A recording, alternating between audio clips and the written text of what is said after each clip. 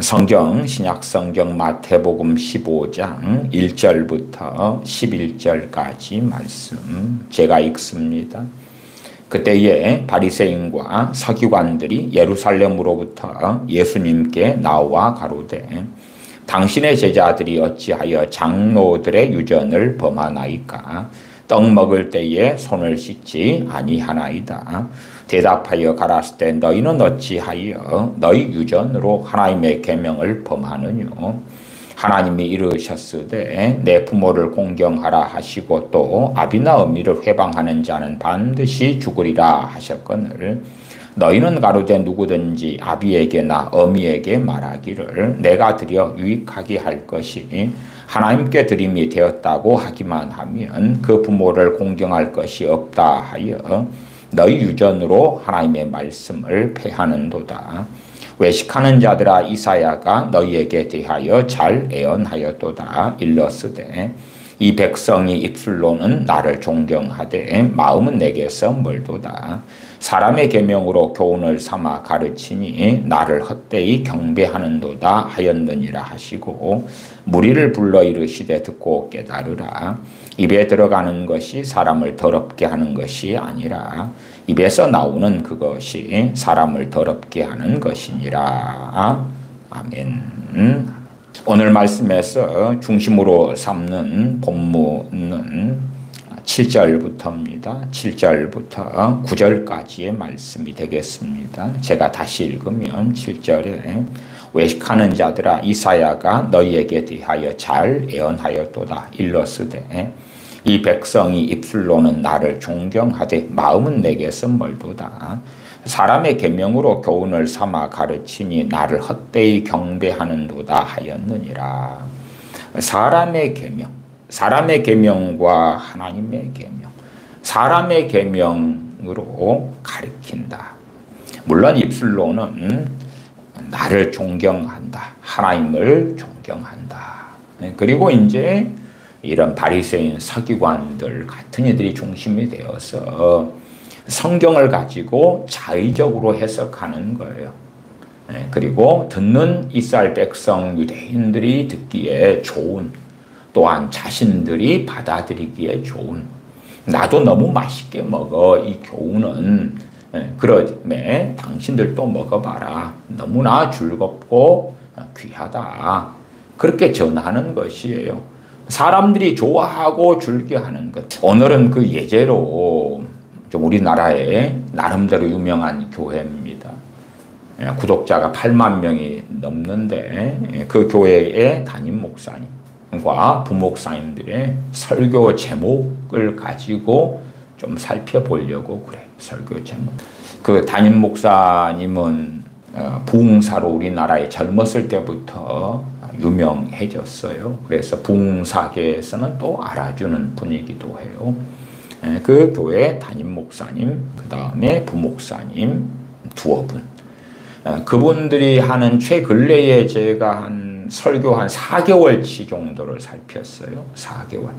실시간 스트리밍으로 방송하는 교회이기 때문에요. 그래서 제가 그 설교 제목들을 좀 적어봤어요. 한 70개가 되는 것 같아요. 그러면 설교를 한 120, 30편을 새벽 기도 설교까지 합쳐서 했다. 그러면 절반 가까이는 되는 것 같아요. 제가 볼 때에 문제가 있는 최소 첫째 설교 제목. 그 다음에 이 설교 제목을 통해서 설교 전체의 주제를 주로 또 이야기하고 표현하더라고요.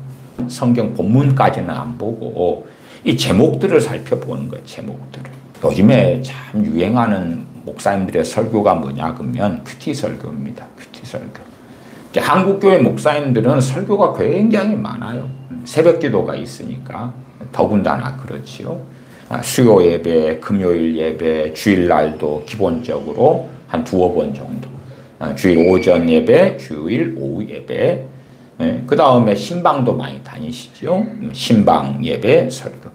장례식 때도 설교하셔야 되고, 혹은 좋은 일이 경사가 있을 때에 돌잔치에 목사님이 초청받으면 거기에 설교하실 수도 있고, 어쨌든 설교가 많아요. 그 무거운 짐을 어떻게 질까 하다가 20여 년 이리저리 된 이야기를 하는 것입니다. 그럴 때부터 큐티 설교가 유행하기 시작했어요. 성경 본문을 이어가지고 큐티를 목사님이 한 다음에 그 내용에 자기가 교훈이 되는 것, 깨달은 것을 가지고 설교를 하는 거예요. 1절부터 20절까지의 그날 큐티 본문이다 그러면은 은혜 되는 것이 3절에가 있어. 3절을 가지고 교훈을 만들어내는 거예요. 저는 큐티를 1989년에 시작했어요. 제가 대학생이 되어서 선교단체에 들어간 다음에 그때부터 큐티를 시작했어요. 제가 큐티했던 큐티 그 책은 매일 성경이라는 교재입니다. 매일 성경을 가지고 매일 성경 안에는 성경 본문이 있고요. 그 다음에 대부분은 빈 공란이에요. 공란이고 그래서 이제 크게는 두 가지를 이야기해요. 하나는 이 본문에서 말씀하는 하나님은 어떤 분이신가. 또 한쪽은 이 본문을 통해서 오늘 내게 주시는 교훈은 무엇인가. 1절부터 20절까지 본문이다. 큐티 본문이다. 그러면 거기에서 하나님은 어떤 분이신가를 찾아야 돼. 찾아야 돼. 그 다음에 그 본문에서 오늘 내게 주시는 교훈. 그러니까 내게 주신 교훈이니까 내 삶에 굉장히 밀접하겠지요. 그 교훈은 무엇인가를 만들어내는 거예요. CCC 제 다녔던 지구의 대표 간사 되시는 분, 책임 간사라고도 해요. 근데 그 분하고 저하고는 굉장히 친밀했고 가까웠어요. 그분의 서재에 가면은 매일 성경 같은 경우는 3년이면 성경 창세부터 계시록까지가 한 바퀴 돌아가요. 그래서 서재에 가면 매일 성경으로 했던 큐티집이 그렇게 여러 질이 있어요. 주로 이제 당시에는 2달이나 석 달에 한 권씩 나왔어요. 시간이 물러가니까 매달 한 권씩 나오는 뭐 생명의 삶이라든지 쉴만한 물가라든지 여러 큐티집이 유행처럼 나옵디다마는 당시에는 그 매일 성경이란 큐티로 나온 책 그것이 이제 제일 많이 쓰이기도 했습니다. 그 전까지는 큐티라는 것은 별로 그렇게 유행은 타지는 않았어요. 그래서 선교단체에 속한 사람들 같은 청년 대학생 같은 경우가 굉장히 자부심과 프라이드가 있었어요. 저도 그렇고. 왜냐하면 일반 교회는 큐티 같은 게 뭔지 몰라요. 큐티 그러면은 quiet time, 경건의 시간이에요. 경건의 시간. 그 큐티에 대한 책도 물론 그때부터 저는 이제 여러 권 구해서 읽고 그랬지. 어떻게 큐티 경건의 시간을 보낼까? 제가 오늘 큐티라고 말씀드리는 것은 우리가 가지는 어떤 경건의 시간에 대한 건 아닙니다. 그게 아니라 특정하게 큐티라고 되는 어떤 카테고리가 있어요. 제가 큐티를 하고 살 때에도 따로 경건의 시간은 가졌어요. 예를 들어서 대학생 때라면 자전거가 있었어요. 그러면 자전거를 타고 그리고 주로 그때는 찬송가만 한 권을 제가 가져가요. 찬송가를 한 권 가지고 자전거를 타고 저기 냇가로 가요. 사람이 없는 냇가, 한적한 냇가. 한 15분 정도 가면 제가 아는 그 버드나무 아래에 혼자 아무도 없는 그 시골 땅이 나와버려요. 도시 외곽에 대학교가 있으니까 자전거 타고 한 15분만 가면 돼. 거기에 앉아서 혼자서 이제 찬송하고 기도하고 그래요. 이게 저의 경건의 시간이죠. 저의 큐티예요. 그런데 제가 지금 말씀드리는 그런 큐티하고는 달라요. 지금 특정하게 말씀드리는 큐티라는 건 뭐냐 그러면 성경 본문이 정해져 있어. 오늘은 어디서 어디, 내일은 어디서 어디, 모레는 어디서 어디, 글피는 어디서 어디. 그런 다음에 그것을 가지고 묵상을 하는 거예요. 그 내용을 가지고 말씀 묵상한 다음에 뭐 크게는 한 3가지라고 말씀드리겠네요. 첫째는 그 서머리를 해, 요약을 해. 오늘 본문의 내용이 뭔가 그 요약을 해요. 간단하게. 근데 요약은 필수사항은 아닙니다. 정말 필수사항은 그 본문에서 하나님은 어떤 분이신가. 두 번째가 오늘 나에게 주시는 교훈이 무엇인가. 그걸 찾아내는 거예요. 찾아내. 그게 필수사항이에요. 그런 다음에 이제 왼쪽에는 본문이 쓰여져 있는 매일 성경이라면 오른쪽에는 공란이에요. 그리고 위에는 하나님은 어떤 분이신가. 그리고 빈 공란. 좌우로 나눠져 있어서 가운데 줄이 쳐져 있어요. 그 다음에 왼쪽에는 내게 주신 교훈은 무엇인가 그것을 채워 넣어야 돼. 그러니까 제가 존경했던 그 간사님 같은 경우는 그 큐티집을 제가 이제 서재에 가서 친하니까 펼쳐보면 빽빽하게 써져 있어요. 빽빽하게. 그러면 3년인데 그분은 큐티한 지가 그래도 10몇 년이 되니까요. 최소한 4질이 넘어요. 4질이 넘어. 3년마다 그 한질, 창세기부터 이렇게 낙권 해가지고 창세기부터 계시록까지 해가지고 한 꾸러미, 그러면 제가 표현하기 한질이다 그래요. 그것이 책장 하나를 꽉 채우고 있어요. 그분의 자부심이고 저는 그걸 볼 때 와 부럽다. 나도 대학교 1학년이다. 1학년부터 3학년까지 하면 그게 나올 거 아니에요? 그 다음에 또 언제부터 언제까지 하면 또 그게 나오고 야 나도 저런 큐티를 내가지고 빽빽하게 이렇게 자꾸 기록해야지. 이제 그런 도전을 받았단 말이에요. 그리고 큐티를 해요. 큐티하고 큐티를 사실은 좀 잘하는 사람. 그 다음에 이제 당시에 순모임을 이끌 수 있는 사람부터를 순장이라 그래요. 순장 중에서도 큐티를 잘하는 사람들이 뭐 하냐 그러면 아침 일찍 시간에 쉐어링 모임을 인도해요. 큐티를 한 다음에 그 대학생들, 선교단체에 속한 대학생들이 뭐예요? 그러면은 리더가 돼가지고 큐티 나눔을 인도한다 그 말이에요.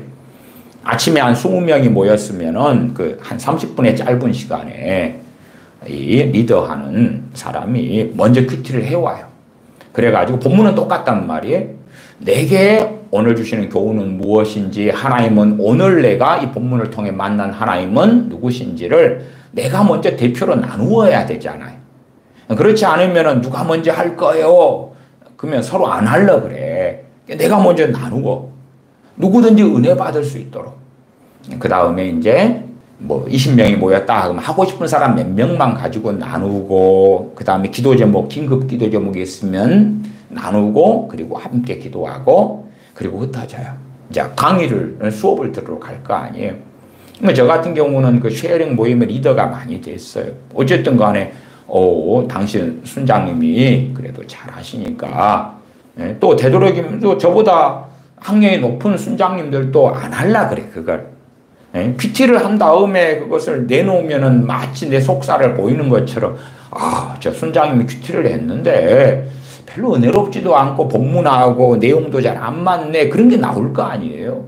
어쨌든 저는 이제 열심히 특심하기도 해가지고 PT를 더 일찍 일어났어요. 일단은 새벽에 일어나서 교회 새벽 기도 참여하고 아침에 기도하고 큐티를 한 다음에 은혜롭게 하나님은 어떤 분이신가, 내게 주시는 교훈은 무엇인가를 파악한 다음에 이걸 나누어야 되겠다 준비를 한단 말이에요. 그리고 아침 모임을 가져요. 그런 특정한 큐티, 그런 방식이 이제 이 CCC 같은 출신의 유명한 목사님들이 있잖아요. 돌아가신 옥하는 목사님이라든지 사랑의 교회, 또 지구촌 교회 이동 목사님, 뭐 하용교 목사님, 또 홍정길 그런 양반들, 소위 4인방이라고 불러지는 양반들부터 시작해서, 그래서 그러한 큐티 같은 것이 대한민국의 어떤 면에서는 그냥 쌍두마차라고 할 수 있는 사랑의 교회나 온누리 교회나 퍼져요. 그러니까 그런 교회는 소위 선진 문물을 일찍 받아들인 거죠. 그러나 제가 이제 대학생이 돼가지고 했을 때는 뭐 그런 교회들 말고는 일반 교회는 큐티라는 걸 몰랐단 말이에요. 지금이야 너무나 상용화 되고 일반화 돼가지고 와 큐티 막 그러지만, 저 같은 경우야 89년부터 큐티를 하면서 소위 부지런히 성경을 요약을 해요. 첫째 본문을 요약하고 하나님은 어떤 분이신가, 내게 주는 교훈은 무엇인가 적는데 이상해 가는 거예요. 그래서 큐티가 좀 어렵더라고 제게는. 뭐 쉐링도 리더하고 순장이고 가르치고 이런 입장인데도 어려워가지고 제 큐티집 책을 보면 비어 있어요, 많이. 한 이틀은 풍성하게 내용을 적다가 하루는 적을 게 없어. 그 다음에 또 3일을 잘 적다가 또 하루 이틀은 큐티를 안 하는 게 아닌데 적을 게 없어. 그 다음에 큐티하고 개인적으로 내게 역사하시는 성령님께서 이끌어가는 방향하고는 자꾸 어긋나요. 이게 본문은 지금 큐티는 민수기를 하고 있다 그러면 나는 지금 마태복음, 누가복음을 부지런히 읽고 있는 거예요. 그 다음에 그냥 쭉쭉 읽어 나가지 거기에서 교훈을 찾고 이걸 안 하거든요. 이걸 안 해. 그렇게 할 감동도 별로 없고. 그러나 잘 모를 20대에는 선교단체가 진리고 간사님이 진리고 큐티가 진리고 그러니까 그것을 따라가요. 내게 주는 교훈이 무엇인가를 제대로 찾아내지는 못했어요. 죄책감도 느껴지고 언론적을 채워야지 나도 존경하는 간사님처럼 나중에 내가 그 간사님 서재에서 큐티책을 봤을 때 빽빽하단 말이 빈 곳이 없어.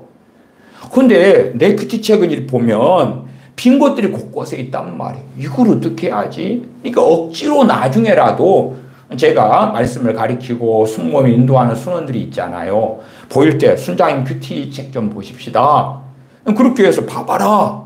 최소한 그러려면 빽빽해야 되는데 중간중간 이빨 빠지는 것처럼 빠지니까 부끄럽잖아요. 보여주기 어렵단 말이에요. 그러니까 억지로 이제 빈 데는 제가 채워 넣으려고 애를 썼어요. 그러나 이제 제 개인적으로 그런 방식의 큐티에 대하여 제게 역사인 성령님이 역사하고 저하고는 자꾸만 트러블이 있는 거예요. 그러나 저는 실제로 큐티를 2000 몇 년도까지는 놓지를 못했어요. 제가 2004년에 교회를 개척했는데 그때도 놓지를 못했어요. 그래서 어디가 큐티 세미나 한다 그러면은 당시에는 온누리교회의 그 목사님들이 큐티 세미나를 많이 인도하고 그랬거든요. 그러면 지역에 와서 한다 어디서 한다 그럼 쫓아갔어요. 배우려고. 왜 저는 그래도 그때 이후로 어느 때가 되어서 큐티를 그렇게 열심히 하게 되진 않았어요. 그냥 저에게 인도하신 성령의 역사하신 방식으로 하지만 그러나 2000 몇 년도까지도 큐티는 그래도 거의 그냥 놀라운 경건의 훈련에 들어가지 않나. 그 큐티라는 것이 정말 많이 유행해 왔어요. 그리고 그 영향 속에서 목사님들이 현 시대에는 큐티식 설교를 해요. 큐티식 설교. 그러니까 자기가 오늘 본문 가지고 큐티한 다음에 하나님은 이런 분이시다. 그러면은 그 하나님을 증거해. 오늘 내게 주시는 교훈은 무엇이다? 그러면 그걸 증거한단 말이에요. 그걸 증거해. 예제로 이제 이 구독자 8만 명 넘는 이 교회 담임 목사님 혹은 부목사님 두어 분의 한 4개월 정도치의 설교에서 70편 이상을 제가 막 써봤어요. 그러면 좀 읽어보십시다. 그래도 이제 우리가 약간은 좀 분별하기가 쉬운 게 뭐냐 그러면 설교 제목을 주제를 따라서 많이 지었어요. 보통 우리가 경외함, 순종 그러면은 그것 가지고는 내용을 파악할 수 없어요. 물론 내용에는 하나님을 경외하는 것이 있구나, 순종이 있구나, 그건 알 수 있지만 그것만 가지고 내용이 어느 방향으로 끌고 갈지는 너무 광범위하기 때문에 잘 알 수가 없다 그 말이에요. 회개 그렇게 제목이 있으면 그 안에 어떤 거에 대한 죄에 대해서 책망하고 회개를 이야기할런지 그건 잘 알 수 없다 그 말이에요. 그러나 이제 어떤 설교자들은 자기의 설교 전체를 관통하는 그 교훈을 가지고 자기가 결론 내린 교훈이죠. 교훈을 가지고 설교 제목으로 정하는 경향도 가져요. 그런데 이 구독자 8명 넘는 교회 담임 목사님이나 부목사님들은 전반적으로 그렇게 하시더라고요. 그러니까 예제로 쓰기가 좀 나은 면이 있어요. 그래서 간략간략하게 좀 봐보십시다. 그 교회 담임 목사님의 최근 설교인데 제목이 뜻을 정했으면 목숨 한번 걸어 보자. 그러면 성경 66권 전체에서 뜻을 한번 정했으면 목숨 한번 걸어보자. 제가 그래서 좋은 생각 이야기를 간간히 했던 거예요. 안 믿는 사람한테 뜻을 한번 정했으면 목숨 한번 걸어보자. 그러면 도전을 받을 수 있어요. 야, 내가 주식 투자를 지금 시작했는데 마이너스가 자꾸 나와. 그러나 전업 투자자의 길을 걸으려고 마음 먹었으니까 목숨 한번 걸어보자. 도전을 받을 거 아니에요. 내가 화가로 나가려는데 잘 그림이 안 그려지거나 그렸는데 팔리지가 않아. 인기가 없어. 뜻을 정했다면 목숨 한번 걸어보자. 그 다음 믿는 사람들한테 뜻을 한번 정했다면 목숨 한번 걸어보자. 그 주제문, 그 다음 주제문으로 된 설교 제목. 성경 전체에서 어찌 막 기괴하게 뜯어 맞히면 그럴 수도 있을 것 같아요. 그렇죠? 목숨 한번 걸어보자. 그럼 누구한테? 우리 주님께. 그러면 은혜가 될 수가 있죠. 전능하신 아버지 하나님께, 삼위일체 하나님께, 아니면 신앙의 목숨 한번 걸어보자. 복음을 위하여 목숨 한번 걸어보자. 뭐 그렇게 하면 어유 그래. 그럴 수 있는데, 그러나 과연 뜻을 정했다면 목숨 한번 걸어보자 하는 건 진리에 속할까? 그걸 진리라고 외칠 수 있을까? 사실은 그러기는 너무 어렵지. 그러나 이분이 한 성경 본문을 가지고 설교할 때에 그 성경 본문을 관통하는 전체의 내용의 핵심으로 이 본문을 살펴보니까 뜻을 정했다면 목숨 한번 걸어보라는 내용이구나. 그리고 자기는 그렇게 은혜 받았을 수 있잖아요. 내가 이 본문을 보면서 이 교회 담임 목사님 입장에서는 목숨 한번 걸어보자. 뜻을 정했으니까 도전을 받고 힘을 얻고 그랬을 수 있다고 말. 그러니까 교인들한테 설교를 했지요. 제가 2000년 초까지 장경동 목사 시에 설교를 줄게 들었어요. 장경동이라는 분이 언제부터 어긋났는지 혹은 처음부터 어긋났는지 잘 몰라요. 그럼에도 저는 그리 생각해요. 그가 처음부터 어긋난 주의종은 아니었을 거라고 생각해요. 저는 지금은 모르겠는데 어쨌든 20몇 년 전에 장경동 목사라는 분의 설교를 즐겨 들었었어요. 즐겨 들었다는 이야기는 저도 그래 좋은 것 같아 그렇게 느꼈다는 이야기겠죠. 당시에. 물론 지금이 아니기 때문에 지금의 눈으로 본다면 또 다를 수 있지만은 어쨌든 당시에는 그랬어요. 그러다가 이제 2000년도 초반에 어느 때 되니까 이상한데 왜 이상한데 그러냐 그러면은 사람의 교훈이 중심이 돼버리더라고요. 좋은 생각처럼 혹은 조엘 오스틴의 긍정적인 말, 긍정의 힘, 긍정적인 사고, 긍정의 말 그런 것처럼 그런 것이 자꾸만 중심이 되더라고요. 누구나 다 전반적으로 환영할 만한 메시지. 아마 그 양반이 MBC에 출연하고 거기에서 시청자들 누구나가 다 불교 신자든 이슬람 신자든 천주교 신자든 다 환영할 만한 메시지를 전하다 보니까 그리 변질됐는지는 모르겠어요. 그러나 어쨌든 말씀을 증거하기보다도 사람의 교훈을 만들어내는 거예요. 심지어는 좀 참담하게 저건 진리가 아닌데 하는 교훈을 계시를 받았다는 거예요. 새벽에 기도하는데 주님이 말씀하셨다는 거예요. 제가 장경동 목사라는 이의 그 잘못된 설교들 같은 건 여러 번 다루었습니다. 더군다나 정광훈 씨와 함께하면서 벌어졌던 잘못된 기괴한 설교들. 정광훈이 선지자인데 하나님 앞에 최고의 종이고 선지자고 가장 경건하고 하는 그 이상한 지저분한 이야기들부터 시작해가지고 그가 받은 계시, 그가 받은 주님의 음성들도 제가 여러 번 말씀을 드렸습니다. 어쨌든 사람의 교훈들인데 그것이 주님이 말씀하셨다는 거예요. 새벽에 강단에서 기도할 때에. 그러니까 얼마나 기괴합니까? 그래서 2000년 초반부터는 장경동 목사 씨의 설교는 더 이상 안 듣게 됐어요. 들을 필요가 없지. 하나님의 말씀이 주인공이 아니라 자기가 만든 사람의 교훈을 증명하는 자료로 성경 여기에서 저기에서 끌고 와가지고 궤변을 일삼게 되는 거예요. 물론 그러나 그런 사람은 대한민국 교회에 얼마나 유명한 사람이고 추종하는 사람이 많고 인기 있는 부흥사이고 설교자입니까? 그런 사람의 교훈처럼. 그 다음 설교 이 교회 담임 목사님의 설교인데 없을 때 그리워하는 사람으로 살라. 없을 때 그리워하는 사람으로 살라 하면 불교 신자도 이거 상당히 좋은 교훈인데 마치 간혹가다 유식한 사람들이나 유식한 체하려는 사람들은 유명한 고대 철학자들 플라톤이니 아리스토텔레스니 이런 사람들의 교훈 혹은 공자 맹자의 교훈을 가지고도 이야기해요. 어떤 목사님들 설교를 들으면은 공자가 뭐라 했는데 사서삼경에 논어에 뭐라 그랬는데 그러고 인용하는 목사님들도 꽤 있습니다. 아니면 유명한 신학자나 철학자의 말을 인용해가지고 하는 사람들도 있어요.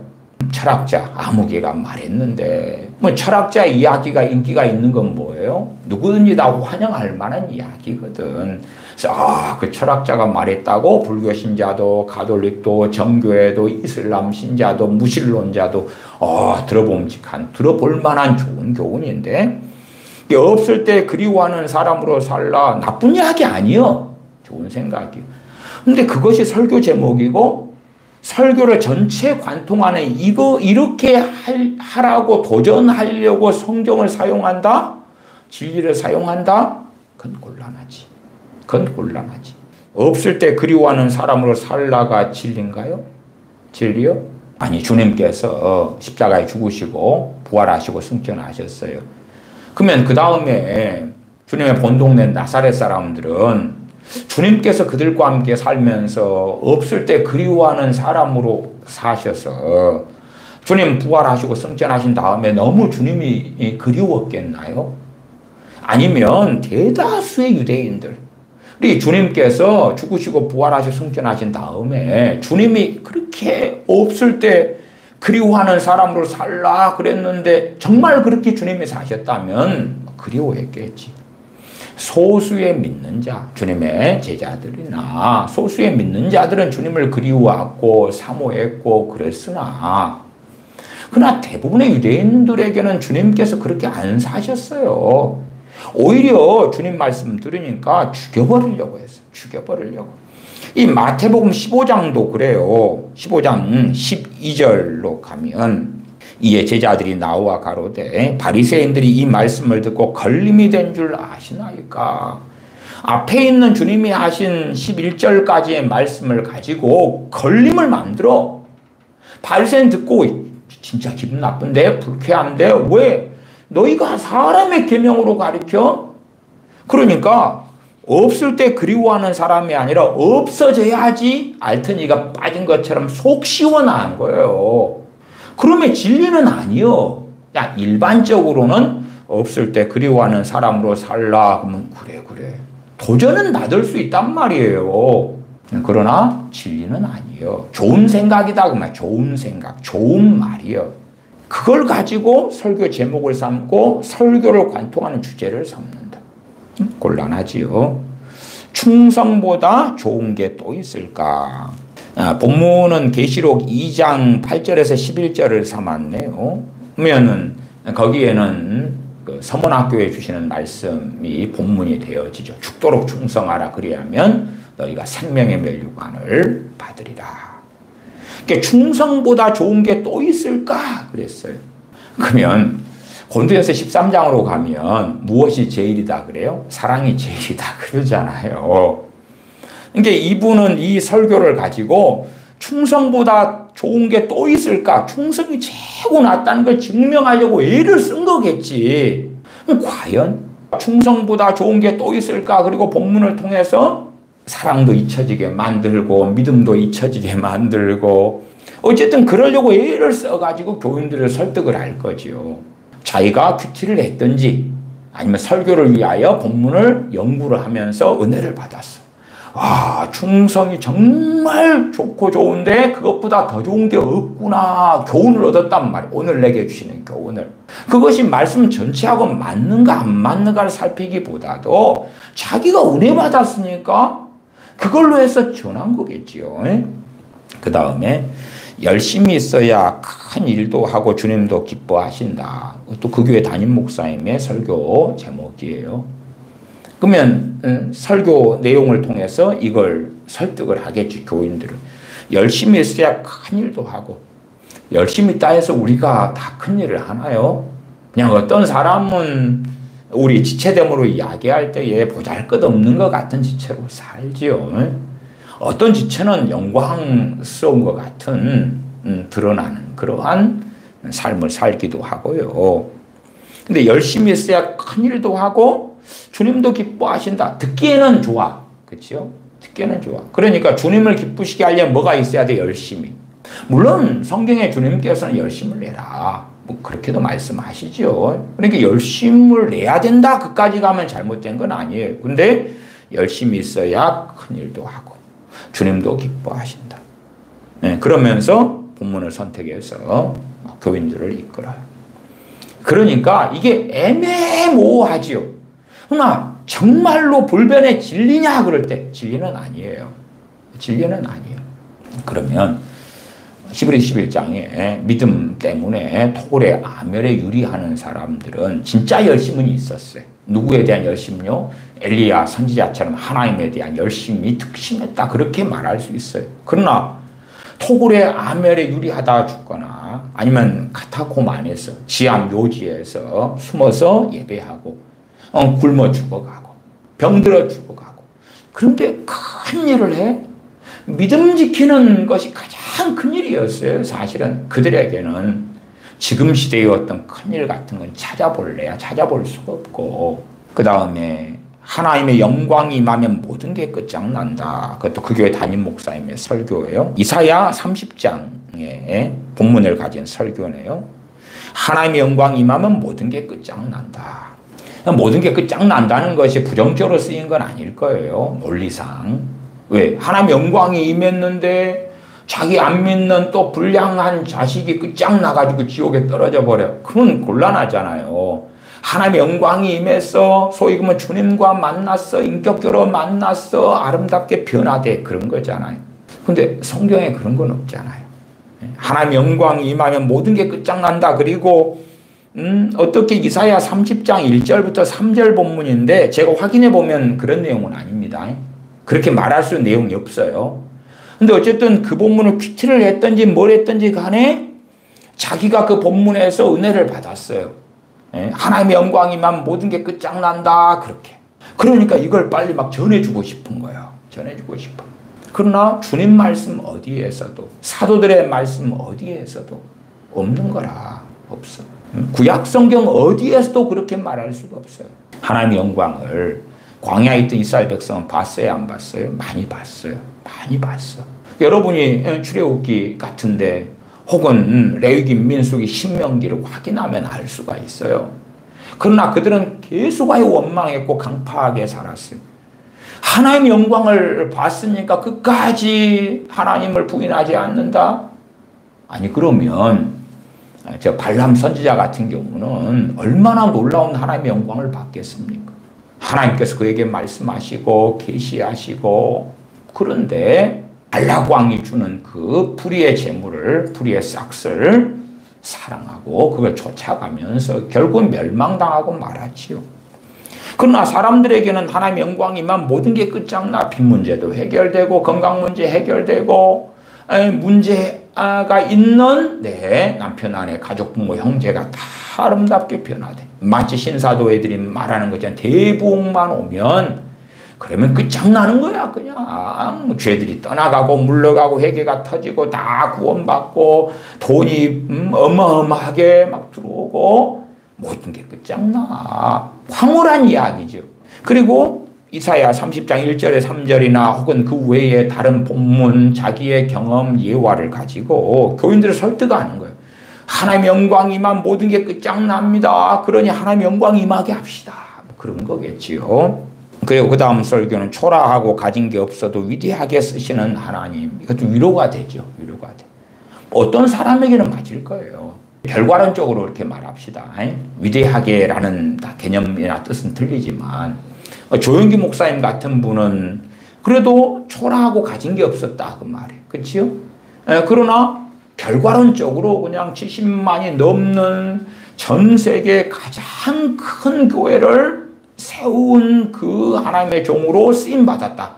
그러니까 그런 건 맞는데 그런 이가 누구나가 다 될 수 있느냐 아니면은 뭐 절반 이상이라도 우리 믿는 사람들이 될 수 있냐 그럴 때에 안 그렇지요.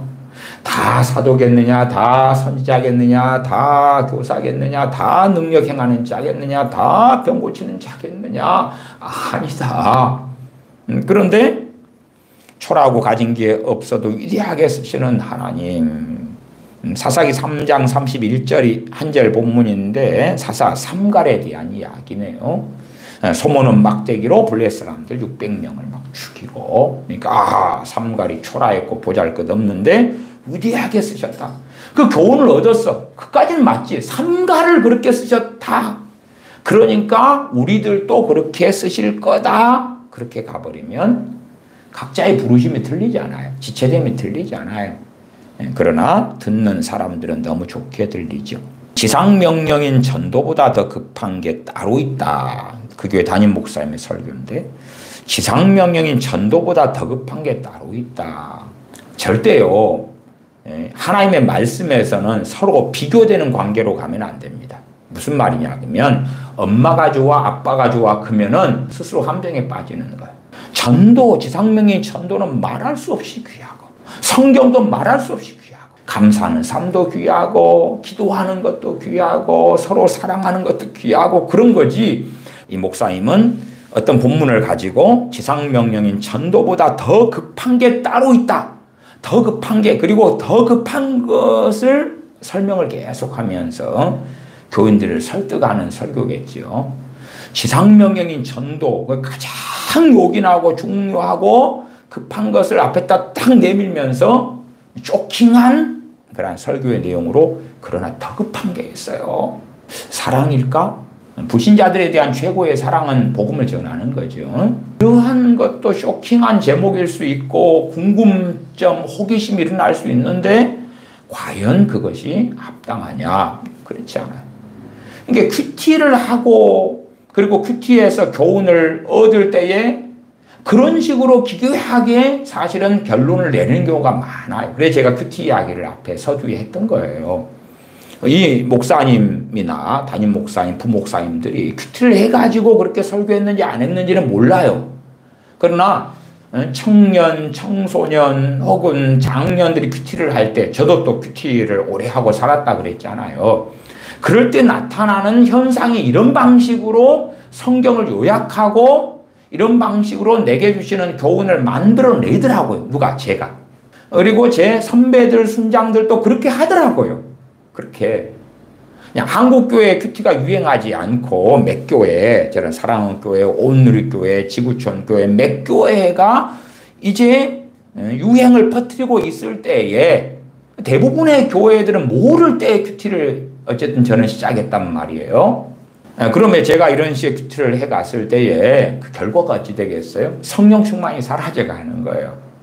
주님이 안 기뻐하시는 거예요. 그러나 저는 성령님의 소욕과 싸우지요. 왜?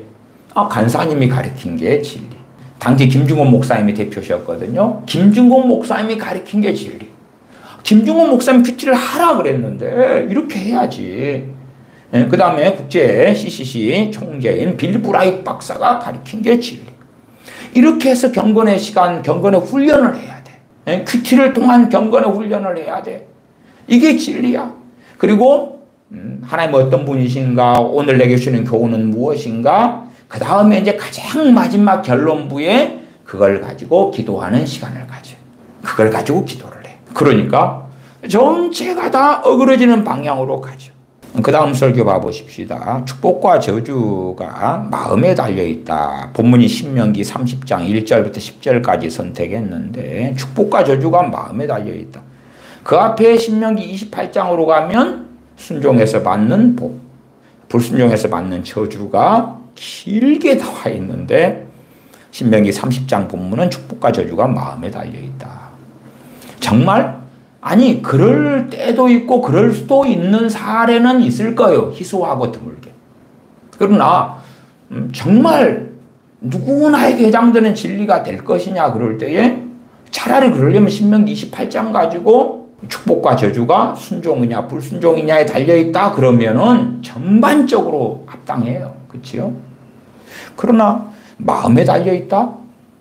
그건 그러나 이제 어이구 축복과 저주가 마음에 달려있으니까 마음을 잘 씁시다. 마음을 잘 써. 그런 설득을 하는 데는 좀 동기부여는 되겠죠. 그러나 진리냐? 1시간을 설교한다 30분을 설교한다 그러면 축복과 저주가 마음에 달려있다고 막 설득을 계속 해야 돼. 성경을 논증해야 되고 자기 체험, 간증 혹은 기도하다가 주님 말씀하셨어요. 그러면 설득을 하겠지요. 포기하지 않으면 얼마든지 승리할 수 있다. 포기하지 않으면 얼마든지 승리할 수 있다. 그래, 다 좋잖아요. 그렇죠? 그러나 진리입니까? 그냥 좋은 말이에요. 좋은 말. 좋은 말이에요. 많은 목사님들이요. 설교가 너무 많기 때문에 힘들고 지쳐해요. 그래서 이 설교의 아이디어를 얻으려고, 사실 설교 아이디어가 이런 거거든요. 이런 교훈, 사람의 교훈이에요. 철학자의 말처럼. 그래서 철학책도 많이 보고요. 공자, 맹자 그런 책도 많이 보고요. 그 다음에 과거에 조용기 목사님이 그렇게 동국대 강연에서 이야기했잖아요. 자기는 불교 방송 듣는다고. 불경도 보고 불교 방송도 보고. 그런 것처럼 어떤 목사님들은요.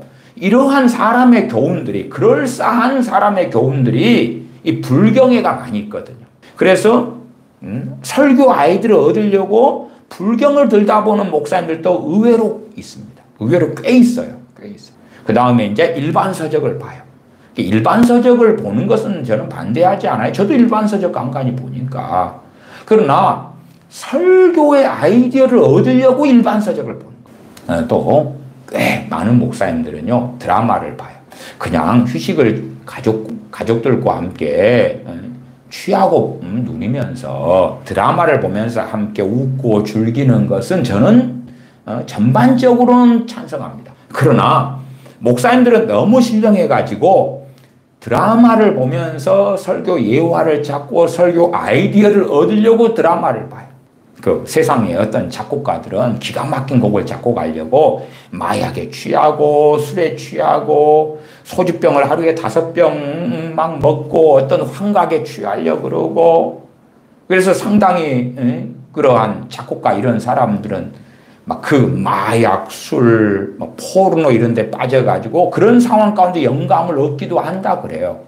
근데 그까지는 안 가더라도 목사님들이 그런 드라마를 보면서 설교에 영감을 얻으려고 그러고, 기도를 하셔야지. 기도를 하셔야지. 그런 경우가 많아요.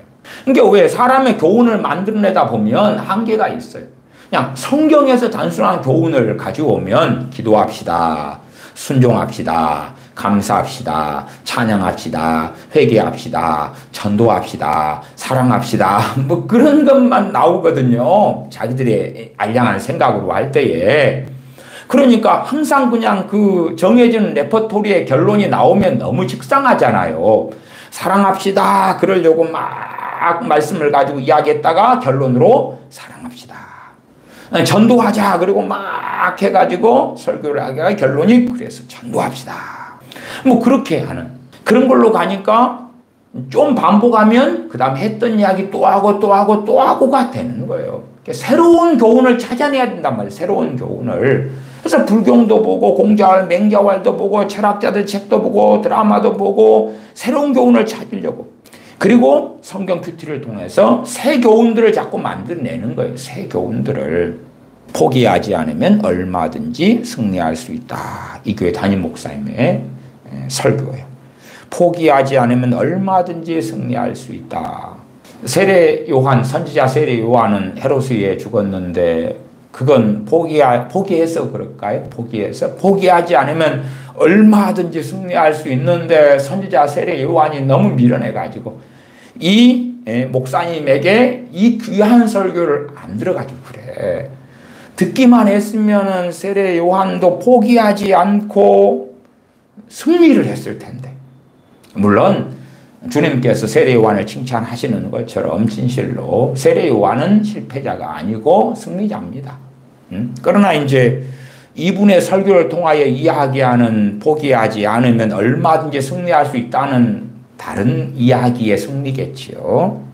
기적이 일상화되는 시점, 빌립보 4장 6절을 가지고 설교했네요. 기적이 일상화되는 시점은 이렇게 되면, 물론 빌립보 4장 6절은 아무것도 염려하지 말고 기도와 간구로 너희 구할 것을 감사함으로 하나님께 아뢰라, 그겁니다. 그 본문인데 기적이 일상화가 된다. 어느 시점부터. 기적이 그냥 밥 먹듯이 일어나는 거예요. 너무 좋아. 그러니까 이 설교도 굉장히 상당히 여러 설교 중에 인기가 큰 설교가 된 것 같아요. 축복받기 원한다면 말을 이렇게 바꾸라. 유행하지요. 긍정의 말 같은 걸로. 축복받기 원한다면 말을 이렇게 바꾸라. 그래서 이제 축복받기 위한 그런 말을 이 목사님이 설교 때 막 가르치겠지요. 이렇게 말을 바꾸면 뭘 받아요? 축복을 받아. 무슨 축복일까? 모르겠어요. 뭐 물질적 축복, 건강의 축복, 아니면은 신앙의 축복 뭐 있겠지요. 근데 말을 그렇게 바꾸면 축복을 받는다. 그러나 성경의 교훈은 아닙니다. 진리는 아닙니다. 그런 것처럼 보이는 구절들은 있어요. 그리고 그걸 가지고 자기가 감동을 받아가지고 그래 이 말씀은 이렇게 말을 바꾸면 축복을 받는다고 돼 있구나. 그리고 해석을 한 거예요. 해석을 해요. 그런 식으로 사실은 큐티를 한다 그 말이에요. 그러니까 큐티를 해가면서 젊은 친구들이나 또한 젊은 목사님들이나 중년의 목사님들도 큐티 설교를 많이 하거든요. 그래서 진리가 아닌 것을 진리로 만들고 진리라고 믿고 가르치고 그러한 일들이 너무 많이 일어나요. 최근 한 4개월간의 설교 가운데 제가 적어놓은 게 그래도 제목만 보고 골라낸 게 절반이거든요. 절반이. 거의 반타작 되는 것 같더라고. 다른 설교들은 이제 기도하면 응답받습니다. 그러면은 그 좀 애매하긴 하죠. 그런 거. 그 다음에 회개해야 심판받지 않습니다. 이런 제목. 그런 제목 제가 뺐어요. 내용까지는 모르니까. 근데 제목만 가지고는 반을 골라낸 건데 최근 4개월 상간에 어떠한 경우에도 돌보시고 지키시는 주님, 어떠한 경우에도 돌보시고 지키시는 주님 그러면 황홀하고 좋은 이야기단 말이에요. 다 받아들이고 싶어. 그러면 마태복음 7장에 주여 주여 하는 자마다 다 하나님 나라에 들어올 것이 아니다. 뭐 그런 사람들한테 이야기를 해줘야 돼. 사제교회 흰옷 입은 사람들 말고 살았다는 이름을 가졌으나 죽은 자들한테 어떠한 경우에도 돌보시고 지키셔. 부자와 나사로에서 누구한테 필요해요? 부자한테 필요해. 사실 나사로는 이제 낙원에 들어갔고 아브라함의 품에 안겼으니까 부자가 문제지. 부자가 음부 가운데 고통하는 부자한테 어떠한 경우에도 돌보시고 주님이 지켜주시니까 조금만 참아라고. 그러면 이제 천국으로 막 올 수 있잖아요. 그럼 이제 그 설교를 듣고 이 부자가 이제 죽었다고 합시다. 니나노 그러고 살다가 항상 연락하다가 왜? 그 부자는 이름이 안 나왔으나 유대인이고 이스라엘 백성인 게 사실이거든. 하나님의 백성이었단 말이에요. 그러니까 이런 설교 들을 때에 힘을 내고 위로를 받고 그렇게 살다가 죽었는데 음부에 들어갔네. 기도하는 것은 다 응답받을 수 있는 비결. 요한복음 15장 16절의 본문이고 그 교회 담임 목사님이 설교했네요. 기도하는 것을 다 받을 수 있는 비결. 참 좋죠. 황홀하죠. 그 다음에 하나님께 순종했더니 복이 임하였다. 제가 내용은 들어봤는데요. 돈이 매덕이 들어온 이야기 이런 걸 합디다. 자기한테 매덕이 들어오고 또 빚이 매덕이 있었는데 그냥 갚아지고 그런 이야기. 그래서 하나님께 순종했더니 복이 임하였다. 자기가 이제 받은 복 이야기를 하면서 성경을 선택하고 교인들에게 봐봐라. 그러니까 당신들도 하나님께 순종해. 나처럼 이렇게 된다니까. 그걸 들을 때, 빚이 매덕 있는 사람이, 이 교회 담임 목사님은 유명한 부흥사고, 그리고 또 추종하는 사람들이 많고, 그러니까, 어이구, 목사님, 이런 일에 쓰세요. 그리고 부자들이 있으면 매덕도 줄 수 있을 거 아니에요. 구독자 8만이 넘으니까. 그러나 일반 교인들은 그런 일이 정말 있겠어요? 드물게는 그냥, 작은 아버지가 돌아가셨는데 유산을 너한테 10억을 남겼대. 그런 일이 있을 수는 있겠지. 한 100만에 몇씩? 아니, 로또가 될 수도 있겠지. 믿거나 말거나. 하나님께 순종했더니 복이 임하였다. 그걸 막 가르치려고 애를 써요. 하나님께 순종하면 복을 받아요. 그건 사실이라. 그러나 그것이 꼭 현세적으로 나타나고 임한다는 보장은 못해요. 그건 신약 성경을 볼 때 너무 명백하죠. 구약에는 이스라엘 유대인의 민족적 국가적으로 주로 말씀할 때가 많아요. 그러니까 이스라엘 전체가 하나님 배반하지 않고 순종했을 때에 그 민족과 국가가 복을 받았어요. 신약에 와서는 주로 교회지만 대부분 개인 내 사례인 경우가 많아요. 그러니까 국가적으로 어떤 복이 임하고 하는 것하고는 많이 사실은 다르죠. 그 다음 설교, 하나님께 맡길 때 가장 잘 된다. 하나님께 맡길 때 가장 잘 된다. 참 애매하죠. 그러나 우리가 진리로 받아들이기 좋은 그러한 설교 제목인 것 같아요. 하나님께 맡길 때 가장 잘 된다고 하면 너무 좋아. 그게 진리가 아니어도 너무 좋아. 보암직하고 먹음직스럽고 너무 황홀하고 좋은 제목이 되죠. 그러나 정말 진리냐 그러면은 조금만 생각해 봐도 아니라는 걸 알겠죠. 심지어 인생 속에서 잘 안 되는 사람은 그러면 하나님께 안 맡긴 게 되는 거야. 맡기면 가장 잘 되는데 가장 잘 되는 건 뭘까요? 축구 선수가 하나님께 맡기고 공을 차면 가장 잘 되는 거면은 우승팀이 되고, 아니면 뭐 내가 크리스천인데 그 올림픽에 나가요. 올림픽에 나갔는데 하나님께 맡기고 이제 내 시합 종목에서 수영을 했든지 달리기를 했든지 아니 가장 잘 되면 뭐예요? 금메달을 따는 거잖아요. 그 월드컵 선수들 가운데 기독교인이 많잖아요. 월드컵에 나간 대표 선수들 가운데. 그러면 하나님께 누가 맡기는 선수가 있다 그러면 월드컵 우승이 되는 거야. 우승 국가가 돼버리고 얼마나 놀랍겠어. 가장 잘 되는 거니까. 그런 건 아니잖아요. 상식적으로 생각했을 때 아닌데 그럼에도 황홀한 이야기야. 움직이지 않고 따지기만 하면 당한다. 담임 목사님의 설교 제목이에요. 그리고 내용은 뭐가 전개되는지는 약간은 상상은 안 됩니다. 근데 움직이지 않고 따지기만 하면 당한다. 그리고 그것이 진리라고 전제하고 설교 시간 내내 교인들에게 성경이나 무슨 예화를 통해 설득하는 거겠지. 움직이지 않고 따지기만 하면 당한다고. 그러니까 제가 2000년 초에 그 장경동 씨가 설교가 그렇게 변해버리더라고요. 요런 것을 계시를 받았다 그래. 그래도 이 목사님이 계시 받았다는 이야기, 막 주님 음성 들었다는 이야기는 별로 안 합니다. 근데 장경동 목사씨는 그 이야기를 자주 해요. 그리고 내용이 이런 내용. 움직이지 않고 따지기만 하면 당한다. 뭐 늙어서 등 긁어주는 마누라가 최고다. 그런 그 같은 걸로 설교를 하는 거라. 그러니까 듣기 좋은 교훈이죠. 일반인 강의에 가서 그런 이야기 하면 웃으면서 즐겨 들을 수가 있어요. MBC에서 나와서 꼭 그런 것처럼. 근데 진리는 아니요. 진리가 그렇게 우스워? 아니요. 어떤 처지에서도 하나님의 은혜는 족하다. 어떤 처지에서도 하나님의 은혜가 족해? 그러면은 족하니까 별로 기도할 필요도 없겠다. 그냥 찬양하고 감사만 하면 돼. 어떤 처지에서도 족하다며. 나 기도한다는 것은 실상은 많은 경우에 부족하니까. 왜 성령 충만을 왜 구해요? 지금 족하지 않으니까, 말하자면 성령 충만하지 않으니까 그러는 경우가 대부분이겠지요.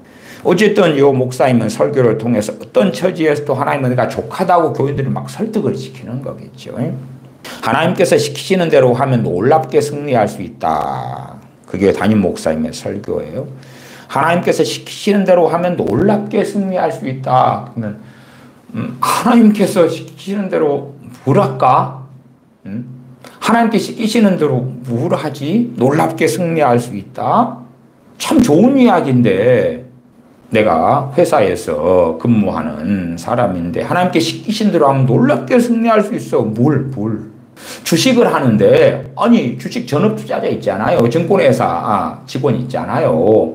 투자해야 돼. 그래서 어마어마한 이익금을 남기는 게 승리잖아요. 그러면 하나님께 시키시는 대로만 하면 그러면 이제 막 기도하면서 계시를 구하면 자 어느 주식에 몰빵해 어디에 투자해 정말 시키시는 대로만 하면 그러니까 설교 내용에는 하나님 시키신 대로 해라.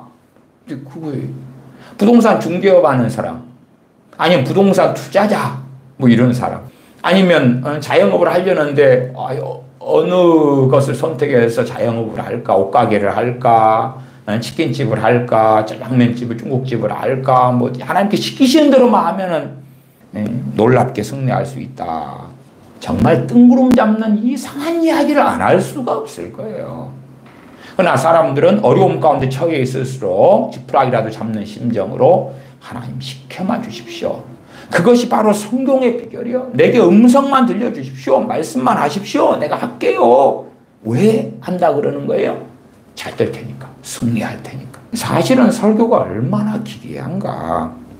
그 다음에 구하기도 하되 가장 귀한 것을 드리게 하소서. 그게 담임 목사님의 설교인데 구하기도 하되 뭘 달라고 구하기도 하지만 가장 귀한 걸 드리게 하소서.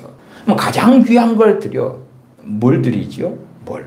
당시에 추수감사절 이때 설교지 않나 싶어요. 가장 귀한 걸 드리게 하소서. 가장 귀한 건 여러분은 뭡니까? 여러분 가장 귀한 게 뭐예요? 그렇게 간단해요? 그렇게 간단해요? 그냥 좀 축소시켜서 내 옷 중에서 가장 귀한 거, 저거 비싼 거, 명품 옷을 그걸 추수감사절 헌금으로 바칠까? 현물로? 아니면 가장 귀한 건 뭐예요 도대체? 그냥 말 안 듣는 남편이 있으니까 아이고 가장 귀한 거예요. 사실은 이거 좀 받아주세요. 그러면 하나님이 잘 고쳐가지고 아이고 이 금도끼가 너 것이냐 은도끼가 너 것이냐 이건 너 이 가장 귀한 것이다 했으니까 네 남편 내가 접수하고 멋지게 만들어 줄까? 아니면 새 걸로 다른 걸로 하나 이쁜 걸로 하나 줄까? 뭐 그렇게 하나님이 물으실 것 같아요. 그 소설이에요. 소설이에요. 생명 가장 귀한 거? 생명을 바쳐. 그래. 그건 좀 설득력이 있는 것 같아요. 생명을 바쳐. 그 다음 설교는 말씀만이 우리를 인도하신다. 그랬어요. 그 조금 뒤에 설교는 그렇게 나옵니다. 최근 설교인데 하나님께서 때때로 환상으로 우리 인도하신다. 여기는 말씀만이 그 말씀 빼고는 인도하지 않는다는 이야기잖아요. 말씀만이 우리 인도하신다. 그러면 그것부터가 이미 틀린 거죠. 틀린 거. 억울함을 풀어주시고 높여주시는 하나님. 그럴 때가 있는 거지. 그럴 때가 있는 거죠. 항상 그런 건 아니에요. 본문이 창세기 21장에 아브라함과 아비멜렉 사이에 벌어진 일을 가지고 억울함을 풀어주시고 높여주시는 하나님. 큐티로 했으면 아마 이런 결론이 나왔을 것 같아요. 자, 하나님은 어떤 분이신가? 억울함을 풀어주시고 높여주시는 하나님. 그래가지고 그 아브라함에게 당시에 그때 특별할 때 벌어졌던 일을 항상 아무 때나 벌어지는 건 누구에게나 벌어진 일로 만들어버리는 것. 아비멜렉 왕과의 관계 속에서 하나님께서 아브라함의 억울함을 풀어주셨고 높여주셨다 그러면은 약간의 이해가 돼. 물론 다 맞는 이야기도 아닙니다. 다 맞는 이야기도 아니에요. 아비멜렉 왕과 군대 장관이 아브라함에 대해 하나님이 너와 함께 하셨다. 함께 하시는 걸 우리가 본다. 증언을 해. 그래서 높여준다? 그럴 수도 있지만은 그것을 가지고 높여준다고 말할 수 있나? 저는 곤란하다고 생각해요. 어쨌든 간에 막 뜯어붙여가지고 억울함을 풀어주시는 하나님. 아브라함한테 그런 일이 있었어요. 항상은 아니에요. 근데 그걸 누구나에게 맞는 진리처럼 해석하고 가리키면 너무 곤란하고 이상하지요. 그 다음 설교는 평안한 생활을 위한 지침. 본문이 디모데전서 2장 1절 2절이네요. 위정자들, 왕들과 높은 지위에 있는 자들 위해 기도하라. 왜? 너희가 고요하고 단정한 중에 경건한 생활을 하기 위함이라. 근데 그 본문을 가지고 뭘로 만들어버렸냐 그러면 평안한 생활을 하기 위한 지침 그랬어요. 그러니까 위정자들 위해서 기도만 하면 어떻게 된다고요? 평안한 생활을 할 수 있다고요. 그건 성경을 잘못 해석한 거예요. 제가 그래도 디모데전서 2장 이 본문을 가지고는 참 많이 설교했어요. 전혀 그런 건 아니에요. 위정자들 위해 기도하면 평안한 생활을 할 수 있다? 평안한 생활을 하게 될 수 있다. 그건 가능성의 문제. 그러면은 초대교회 때에 당시에 로마의 식민지였잖아. 유대 땅 같은 경우는 또한 헤롯 왕이 다스리고 이럴 때에 위정자들 위해 기도를 안 해가지고 평안하게 못 살았나? 헤롯 왕을 위하여 기도를 안 해가지고 평안하게 못 살고 핍박을 받았나? 그건 아니요. 그리 간단하지가 않아요. 근데 성경을 갖다가 얄팍하게 해석하고 보니까 야, 위정자를 위해 기도하면 평안한 생활을 하게 되는구나. 그렇게 하면서 교인들을 설득하는 거예요. 설득을 받으면 이제 평안한 생활을 하는 비결이 위정자를 위해 기도하는 거다. 그리고 동기부여는 되겠지. 그러나 거짓에 기반해서 위정자들, 정치인들 같은 지도자들 위하여 기도하게 시키는 거예요. 전파된 복음은 반드시 열매 맺는다. 정말 그렇습니까? 안 그러죠. 안 그래요. 전파된 복음이 반드시 열매 맺으면은 왜 어떤 데는 사도들을 쫓아내고 주님을 핍박하고 막 그래요. 나사렛에서 주님께서 복음을 증거했을 때에 그들은 주님을 죽이려고 낭떠러지를 끌고 갔어요. 반드시 열매 맺어? 아니에요. 시간이 흘러서 패망했어요. 멸망했어요. 예루살렘에 유다가 멸망했어요. AD 70년에 멸망한 줄은 알 거 아니에요. 신용만 하지 말고 온 힘을 다해라. 그게 담임 목사님의 설교. 신용만 하지 말고 온 힘을 다해라. 좋은 생각이요. 그치요? 누가 축구 선수로 다 그냥 뽑혔는데 온 힘을 다해야 되는데 게으르고 그러면 온 힘을 다해. 신용만 하지 마. 공부하는 신용만 하는데 온 힘을 다해. 그러면 아이고 예 엄마 아빠 알았어요. 온 힘을 다할게요. 그러면 좋은 교훈이에요. 좋은 교훈. 그러나 진리는 아니에요. 그러니까 설교를 통하여 이 교회 담임 목사님의 설교인데 신용만 하지 말고 온 힘을 다해라. 그리고 설득을 시켜요. 어이고 집사님 봉사하시지요. 신용만 하지 마시고요. 온 힘을 다하세요. 기도 그냥 짧게 하지 말고 온 힘을 다해서 기도하세요. 그러면 그래 어떻게 설득이 되는 것 같은데 진리는 아닙니다. 많은 목사님들의 설교가 이러한 사람의 교훈을 하나님의 계명인 것처럼 가르쳐요. 그리고 사람의 교훈을 그의 진리의 자리를 차지하게 하려고 하나님의 계명인 하나님의 말씀을 이용하고 그걸 사용해가지고 자기가 주장하는 소위 철학자들이 말한 것 같은 좋은 이야기, 누구나가 다 받아들일 만한 이야기로서의 새로운 교훈을 만들어내가지고 전해요. 또 하나는 이 교회 담임 목사님인데 비진리와 싸웠더니 복을 주셨다. 이것도 이제 비진리와 싸웠더니 그 비진리는 여기서는 아무개였던 목사를 이야기합니다. 싸웠더니 복을 주셨다. 또 돈 줬다는 이야기입니다. 그게 설교 제목이에요. 설교 제목. 두 개 제목이 이어서 나왔는데 진리와 비진리의 싸움. 그 다음에 이제 비진리 안에다 사람 이름을 적어놨어요. 그 다음에 비진리와 싸웠더니 복을 주셨다. 이가 어떻게 돈 받은 이야기. 하나님께서 아까 매덕 준 이야기를 또 여기서 하고 있어요. 그러니까 교인들은 야 비진리와 싸우면 뭘 준다고요? 복을 준다고. 그리고 그 목사님은 예제로 돈 매덕이 어떻게 들어온 이야기를 해요. 교인들도 당연히 돈 들어오는 것을 기대하죠. 비진리와 싸우면 복을 받는 이야기. 그걸 가지고 성경을 가지고 막 설득을 하잖아요. 이게 얼마나 참담하고 얼마나 끔찍한 이야기인지를 이해하셔야 돼요. 큐티가 무서운 게 그거예요. 이게 정상적으로 말씀을 보고 말씀 앞에 기도하고 말씀을 사모하고 성령님을 통해서 말씀을 깨닫게 하시는 그 하나님 아버지의 은혜를 구하고 그러면서 말씀을 사모하고 살피고 상고하고 묵상하는 건 너무 귀한데 한국 교회에 상당히 많은 교회와 교인들이 하는 방식의 특정한 규칙, 특정한 경건의 시간, 특정한 콰이어트 타임을 제가 정말 어떻게 위험한지 또한 말씀드리기도 하는 거예요.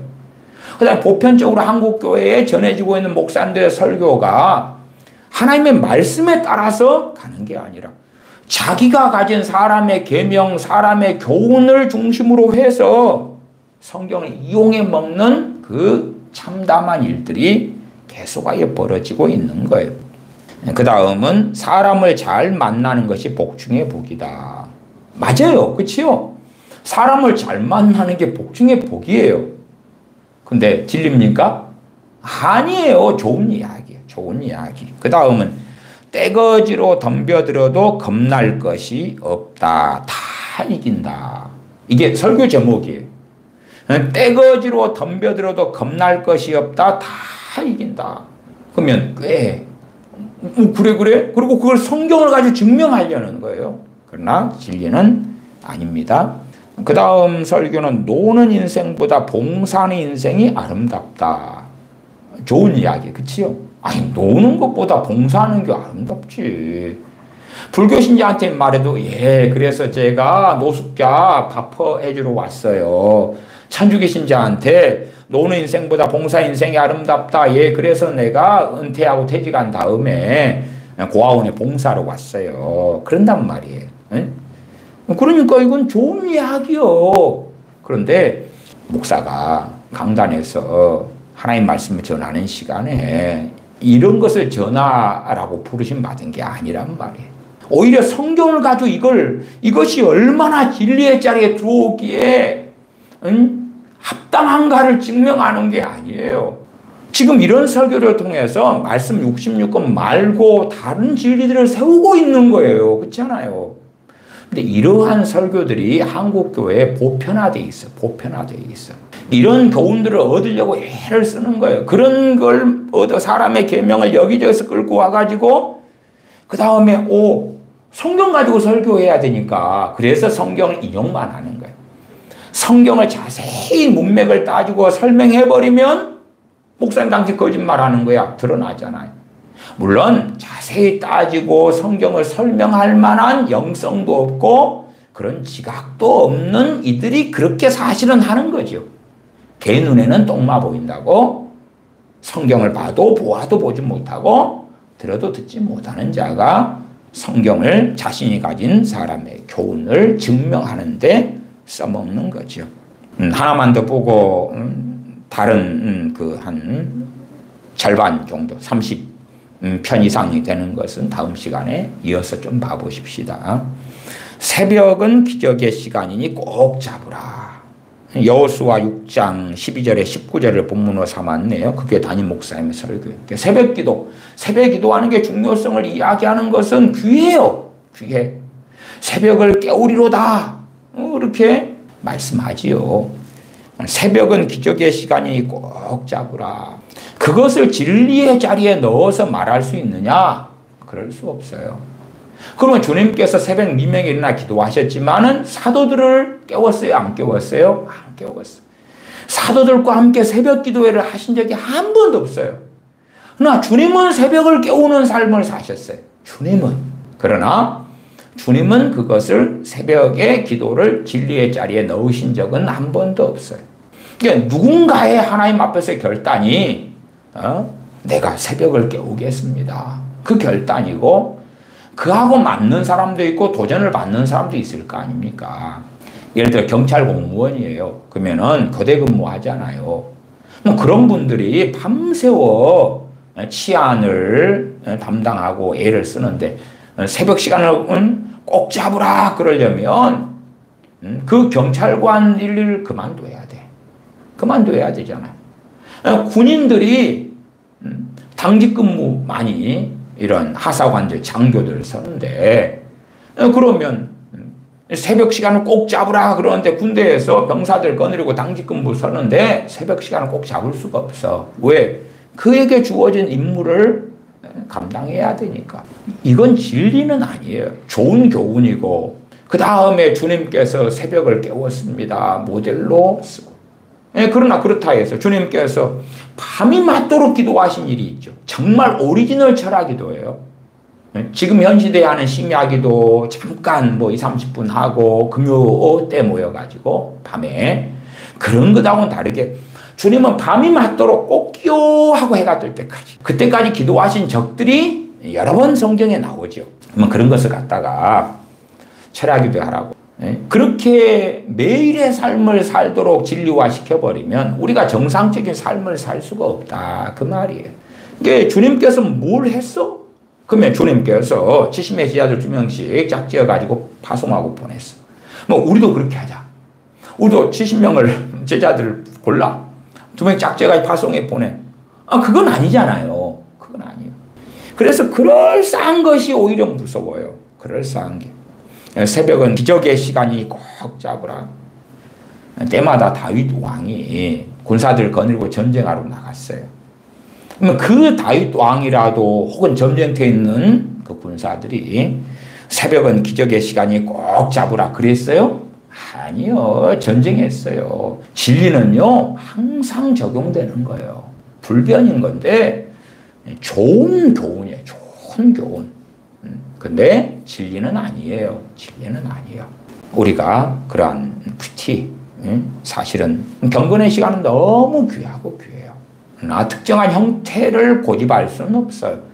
경건의 시간, 큐티, 콰이트 타임의 특정한 형태, 진리적인 형태는 없습니다. 야, 이렇게 큐티를 해야 돼? 아니요. 그런 건 없습니다. 또한 그렇게 해가지고 짧은 시간에 여기에서 내게 주신 교훈은 무엇이고 하나님은 어떤 분이시야? 찾아내가지고 만들어내려니까 이상한 하나님, 어떠한 경우에도 돌보시고 지키시는 주님, 그 하나님 그렇게 만들어 놓고 또 억울함을 풀어주시고 높여주시는 하나님, 그런 교훈을 막 만들어내는 거예요. 초라하고 가진 게 없어도 위대하게 쓰시는 하나님. 그냥 특정한 사람에게 벌어졌던 일을 일반화 진리화시키는 거예요. 그러기 위해서 먼저 누구가 삼킵니까? 자기가. 큐티하는 자기가 이거 너무 달콤해. 아멘. 나도 똑같아. 그리고 먹은 다음에 여러분도 먹으셔요. 그리고 나눠주는 그런 비극적인 설교들. 그러한 미혹에, 그러한 어리석음에 들지 않아야 됩니다. 기도하겠습니다.